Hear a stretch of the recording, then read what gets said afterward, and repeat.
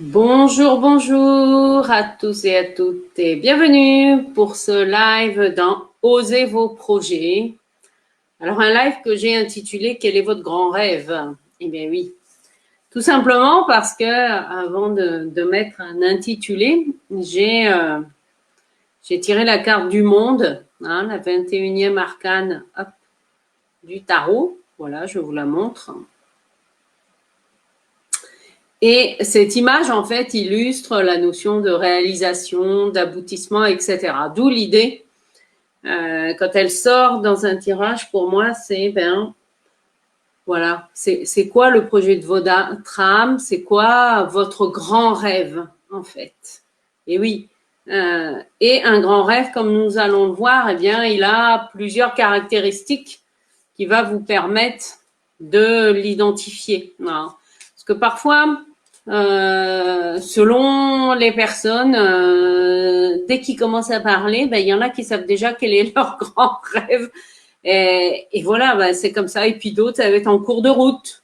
Et puis d'autres, ça va être pouf, à un moment donné, voilà, quelque chose qui va émerger. Ça, voilà, ça peut prendre une dynamique différente selon les incarnations. Mais en tout cas, il a 4 caractéristiques. Donc,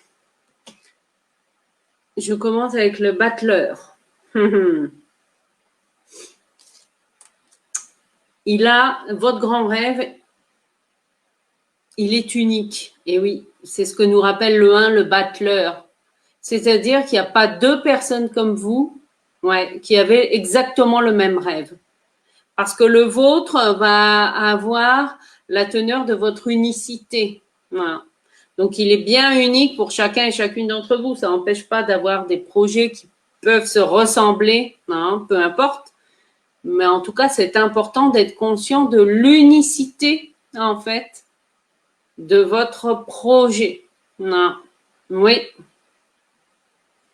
Et puis, tout projet commence par quoi? Par une idée, hein, on est bien d'accord. Voilà, c'est une idée. Mais là, c'est l'unicité. Votre projet, il est unique en son genre. Et oui. Deuxièmement, avec la justice, alors ce qui vient comme caractéristique, c'est un projet qui est concret. C'est-à-dire que si votre grand rêve, ok, est d'être heureux ou heureuse, euh, c'est pas ça en fait votre grand rêve. Ça c'est le résultat. Ou comme voilà, vous avez envie de gagner au loto, c'est pas un grand rêve ça. Non, non, un grand rêve, vous voyez, avec la justice, il se définit avec quelque chose de concret dans la matière. Et oui, ça peut prendre multiples formes, comment dire, en fonction de vos aspirations, mais en tout cas, c'est un projet qui est concret, que ce soit pour s'occuper de votre famille, pour monter une entreprise, pour aller à l'autre bout du monde, créer des écoles, que ça passe par une fondation, une association, etc. Votre projet, il s'inscrit forcément dans la matière, dans du concret. Oui. Alors après, comment dire, peut y avoir des étapes qui apparaissent au fur et à mesure. Hein, c'est ça que je veux vous dire. Alors, la troisième caractéristique de ce projet, c'est que vous ne serez pas tout seul pour le monter. Hein. C'est-à-dire avec tempérance, c'est vraiment une invitation. C'est un grand rêve, en fait. C'est un projet qui va, vous voyez, au-delà de nous, en fait.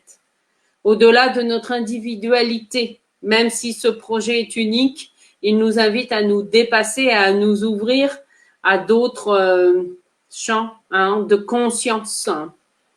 Il a une valeur aussi pour, comment dire, pour nous remettre,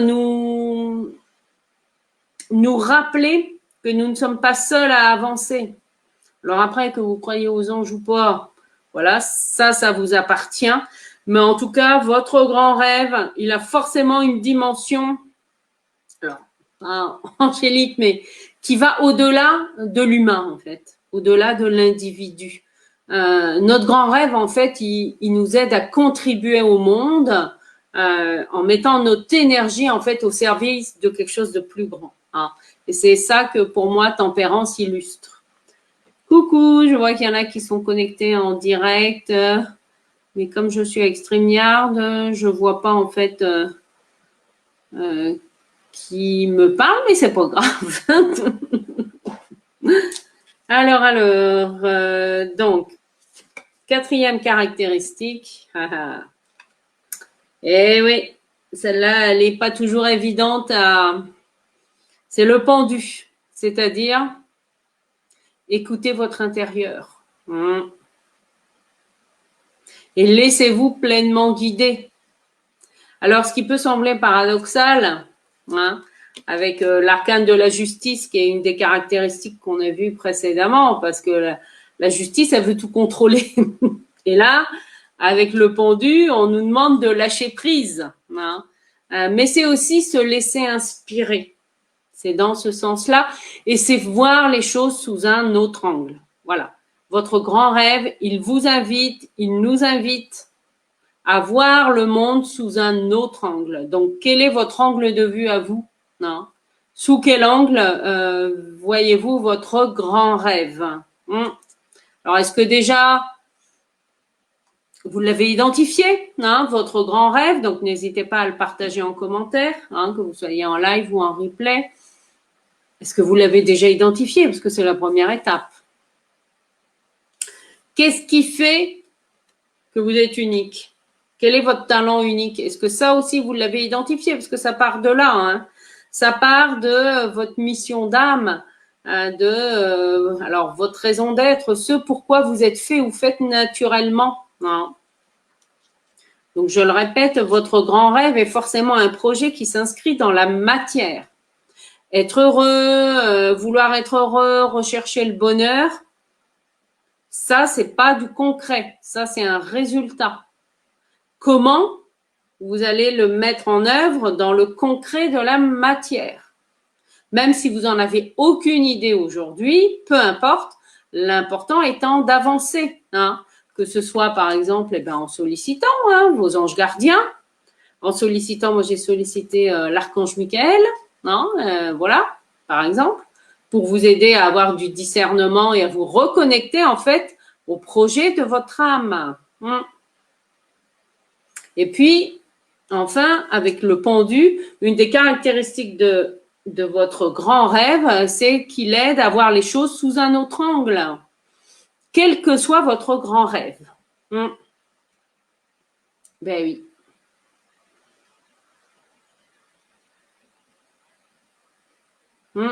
Alors, est-ce que vous allez oser? Est-ce que vous allez oser le mettre au monde, votre grand rêve? Est-ce que vous allez oser accoucher de ce projet-là? Hein? Et même si c'est un projet qui, pour sa mise en place, peut demander plusieurs années, l'important est d'avancer étape par étape. Vous pouvez très bien vous fixer des étapes intermédiaires. Hein?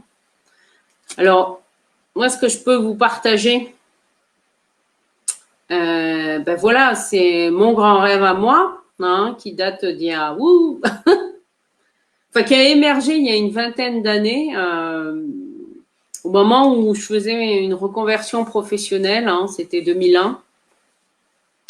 Et à ce moment-là, ben, j'étais justement en train de me former aux arcanes du tarot, à la symbolique du tarot et à l'approche de la psychologie jungienne avec le tarot.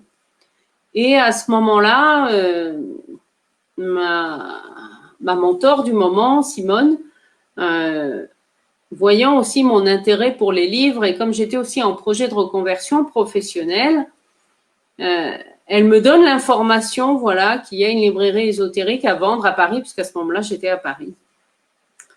Et là, ça m'a fait peur. Peur parce que même si, effectivement, depuis gamine, j'adore les livres,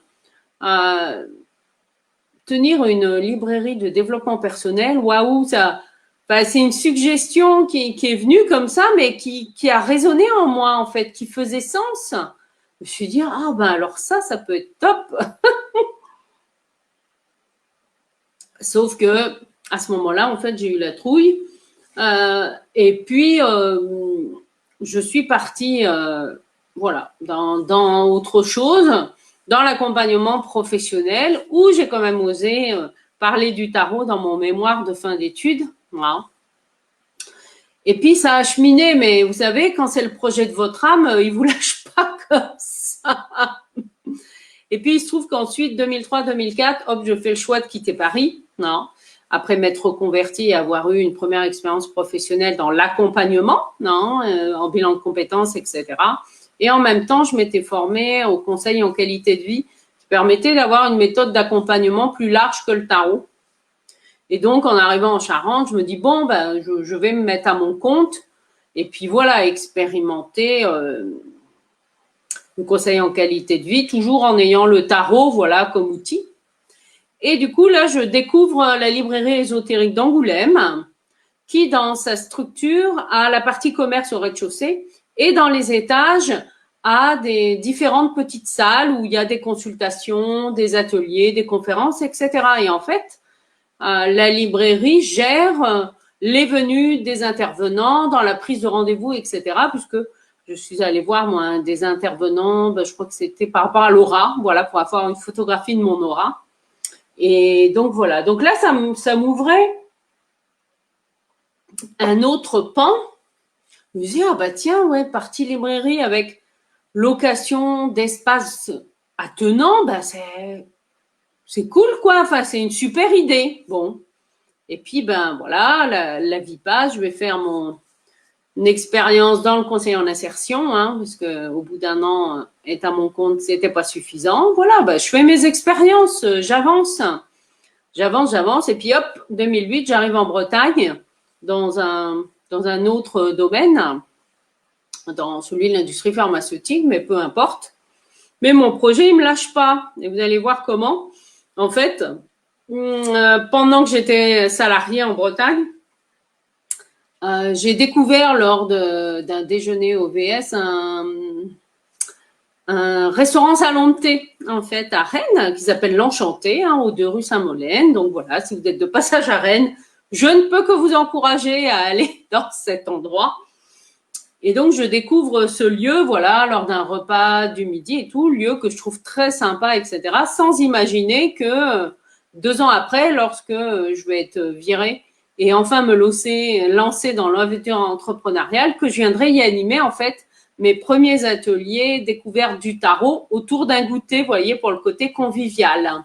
Tout ça pour dire que le projet de librairie ne me lâche pas, hein, même si je suis repartie dans l'industrie pharmaceutique, peu importe, l'idée continue à germer puis à prendre des formes différentes, parce que là, en découvrant ce restaurant salon de thé, et moi qui aime bien le côté convivial, hein, pour voilà, ceux et celles qui me connaissent, voilà, que ce soit avec des ateliers où il y a un goûter souvent de proposé, ou des apéros voyances, enfin voilà, le côté convivial, en tout cas, fait partie de moi et de qui je suis, hein, donc voilà, c'est comme ça. Et donc, de fil en aiguille, en 2015, en fait, alors que, ben voilà, j'ai osé me mettre à mon compte en 2012, qui a été aussi une première étape pour aller vers ce projet-là, parce que c'est commencé à être indépendant aussi, à me mettre à mon compte.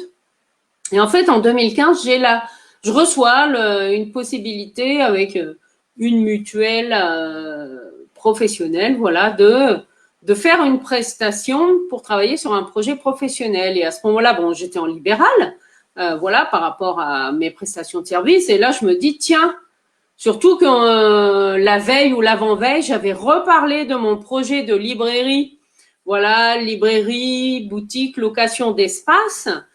Et là, je reçois ce courrier quelques jours après. Donc, je me dis, bon, là, il y a peut-être un message pour toi, Annabelle. Donc, je suis allée faire cette prestation qui m'a permis d'avancer, en fait, sur mon projet et d'y associer une troisième composante qui est la partie salon de thé pour le côté convivial. Hein, donc, partie boutique, location d'espace et salon de thé. Et pour valider tout ça, en fait, eh bien, je suis allée expérimenter sur le terrain. Voilà, en 2015, c'est l'expérience que j'ai faite. Pendant 8 jours, je suis allée. J'ai demandé à mon amie Hélène, qui tient l'Enchanté à Rennes, puisqu'à ce moment-là, j'étais encore à Rennes, de venir expérimenter le service en salon de thé, parce que c'est bien beau de se dire, tiens, je veux un coin salon de thé, mais pour l'instant, moi, je ne voyais que le côté client. Non. Donc, je suis allée expérimenter pendant 8 jours le service en salon de thé. Et comme elle faisait restauration le midi, du coup, je l'ai aidé le midi. C'était moi qui m'occupais de faire les thés. Et puis, l'après-midi, de servir les goûters. Donc, voilà. Bon, après, elle était bien au courant que moi, j'avais aucune expérience en restauration. Hein. Par contre, de faire l'expérience, moi, ça m'a montré que ce que j'adorais, c'était accueillir les clients. Voilà. Bon, après, les commandes, ça va. Je réussissais à les honorer, même si j'étais moins efficace, voilà, de quelqu'un qui a l'habitude du service et tout. Mais bon, après, hein, je sais que je pourrais pas tout faire non plus. Mais en tout cas, voilà, j'ai avancé dans mon projet. Je suis allée faire l'expérience sur le terrain. Et quelques mois après, je suis aussi allée faire un autre stage. Donc voilà, merci. C'est grâce à Pôle Emploi hein, qu'on peut faire des stages d'immersion comme ça. Merci, oui, je sais plus comment ça s'appelle, mais peu importe. En tout cas, ça permet d'expérimenter sur le terrain. Et là, je suis allée dans un café-librairie à Senez, la librairie Marée-Page, qui m'a accueillie pendant 8 jours, ou qui avait en fait en microcosme l'idée de mon concept, c'est-à-dire une librairie. Bon, elle n'était pas axée sur le développement personnel, mais peu importe, ça restait une librairie. Avec un petit coin salon de thé, elle avait mis quelques tables dans son commerce, et puis elle avait une machine à café, et puis voilà, des thés de qualité. Et à l'étage, en fait, elle avait une pièce qu'elle louait à des professionnels. Et puis, bon, une autre pièce dédiée à la bibliothèque. Mais elle avait en microcosme, en fait, les 3 axes hein, dont je vous ai parlé, la partie librairie, la partie location d'espace et la partie conviviale salon de thé. Donc, je suis allée faire mon expérience. Et puis, quelques mois après, la vie a fait que je suis arrivée à Saint-Brieuc avec mon mari du moment. Hein. Donc après, le projet a été mis un peu de côté, mais il est resté dans. Enfin, la réflexion s'est poursuivie jusqu'à faire émerger aussi quelque chose d'autre, c'est-à-dire que, en tout cas, moi j'ai à cœur pour ce grand rêve qui est le mien, d'y inclure aussi la dimension écologique dans les locaux, mais aussi dans la manière, par exemple, de traiter les plantes, hein, pour les tisanes ou les infusions, de proposer des choses de qualité et qui soient compostées, si possible, sur le lieu, par exemple, hein, parce que moi-même, dans mes habitudes de vie, ça fait maintenant pas loin de 14 ans et que j'ai pris l'habitude de composter mes déchets alimentaires. Donc, j'aime autant vous dire que quand j'arrive dans des lieux et que les déchets alimentaires, enfin, de fruits et légumes, hein, j'entends, vont à la poubelle, ça me fait presque mal au cœur. Hein. Voilà, bon, par moment, je m'adapte aussi, hein, notamment, c'était l'année dernière où je suis partie 8 jours en vacances et là où j'étais, en ville, il n'y avait pas du tout de compost, donc bon. Mais voilà, tout ça pour dire que ça a fait évoluer aussi ma démarche, etc. Et qu'aujourd'hui, c'est plus forcément une librairie. Il y aura des livres, mais des livres voilà qui font sens hein, et qui apportent vraiment un éclairage voilà avec des lectures choisies. Parce que moi-même, des livres, j'en lis facilement 3-4 par semaine. Hein, mais voilà, moi j'adore ça et je me note aussi les livres qui sont inspirants parce que tous ne le sont pas. En tout cas, moi, mon idée est d'apporter, voilà, mais aussi de vendre, par exemple, les tambours de Julien, hein, voilà, Julien Fillet, avec qui je suis allée fabriquer mon tambour médecine, mais aussi vendre des jeux de cartes que d'autres personnes ont créés, et puis les miens aussi. Enfin, vous voyez, le côté librairie s'étoffe en fait. Voilà, ce sera pas seulement que des livres. J'ai pas envie, moi, d'avoir des étagères de 3-4 mètres avec des livres auxquels on peut pas accéder, auxquels le client ne peut pas accéder. Non, ça, c'est pas ma démarche. Quitte à ce qu'il y en ait moins, qu'il y ait un tri de fait. Mais au moins, voilà. Donc, tout ça pour dire que, voilà, le projet prend son sens. Et là, en début d'année, en janvier, j'ai trouvé la formation qui va m'aider à le monter dans la matière, le projet, parce que là, je suis allée expérimenter plein de choses. J'avais trouvé effectivement aussi une partenaire professionnelle là, en 2015 sur Rennes, tout ça, et puis au final, elle m'a exprimé le fait que qu'elle se sentait pas prête à ce moment-là à monter le projet. Puis il se trouve que la vie a fait que moi 6 mois après, j'étais plus sur Rennes, donc vous voyez, tout est juste, hein. Mais voilà, en tout cas, les choses s'affinent. Et puis là, voilà, je vais intégrer moi une formation en principe d'ici la fin de l'année pour monter ce projet dans la matière. Donc voilà, après, écoutez, je ne sais pas dans combien de temps la boutique va être créée dans la matière. Ça prendra peut-être une forme un peu différente. Je ne sais pas, mais en tout cas, les 3 axes seront présents, même si dans chacun des axes, parce que du coup, entre-temps, j'ai découvert les espaces de coworking. Donc, je me disais, tiens, ça pourrait être pas mal qu'il y ait une partie coworking, mais je ne veux pas que le lieu soit identifié comme du coworking, en fait. Non, c'est un espace qui sera bien plus large que ça. Vous voyez, bon, voilà.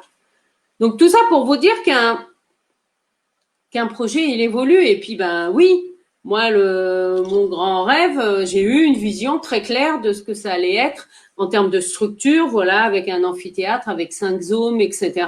C'est une vision que j'ai eue il y a 4 ans maintenant. Je ne sais pas,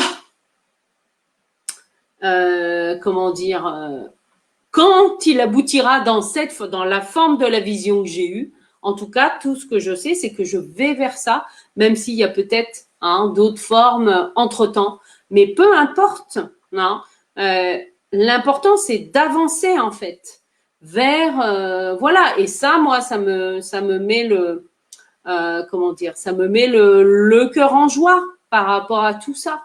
Et ça correspond aussi à mon talent unique, qui est de mettre en lien les gens les uns avec les autres aussi. Et puis, avec mon intuition, de pouvoir ressentir sans avoir à chercher dans tout plein d'étagères. Tiens, c'est ce livre-là qui vous correspond, ou tel pendule, ou tel jeu de cartes. Voilà, moi, mon intuition, elle m'aide à aller à l'essentiel pour mes clients d'aujourd'hui. Donc, dans un commerce, voilà, mais effectivement, tout ça, ça va prendre forme. Voilà, donc vous, où est-ce que vous en êtes par rapport à votre grand rêve? Et un grand rêve, il ne se monte pas en 24 heures. Non, il y a aussi la notion du temps. Peut-être qui est exprimée avec l'arcane du pendu dans les caractéristiques. Vous voyez, c'est un processus de maturation aussi intérieure. Alors oui, parfois, pour certains ou certaines, oui, peut y avoir des déclenchements en 24 heures et hop, bon, ok, oui, c'est possible. Mais en tout cas, il y a un temps de maturation qui est là. Écoutez, voilà ce que j'avais envie de partager avec vous par rapport à ce live d'aujourd'hui. Donc, la semaine prochaine, ce sera Céline que vous retrouverez en live à midi, le jeudi midi. Et puis, voilà, je vous rappelle que nous organisons justement une journée, le mardi 13 octobre, où nous animerons toutes les 3 avec Céline et Hélène un atelier. La journée, c'est oser vos projets, mais avec différents thèmes. Donc, le matin, ce sera Céline avec créer plus d'argent, de joie et de temps dans sa vie. Hélène nous rappellera notre authenticité avec nous-mêmes. Et puis moi, je clôturerai la journée avec le côté, voilà, connectez-vous à votre intuition et à vos projets de cœur avec le tarot. Voilà, donc ça, pensez à nous envoyer un petit mail ou à nous signaler, voilà, si vous êtes intéressé, parce qu'il n'y aura pas de la place pour tout le monde, très clairement. Donc voilà ce que j'avais envie de partager avec vous aujourd'hui. N'hésitez pas à partager en commentaire vos projets de cœur. Voilà. Quel est votre grand rêve? Parce que le grand rêve, c'est ça. C'est quoi le big rêve que vous avez, que ce soit en couple ou que ce soit à titre individuel? En tout cas, voilà ce que je vous invite à faire et à aller faire un pas vers ça. On est encore dans les énergies de 2020 qui sont dans le concret, dans la matière. Donc, vous n'avez aucune excuse pour ne pas avancer d'ici le 31 décembre 2020. Je vous souhaite une très belle journée. Je vous dis à bientôt. Au revoir.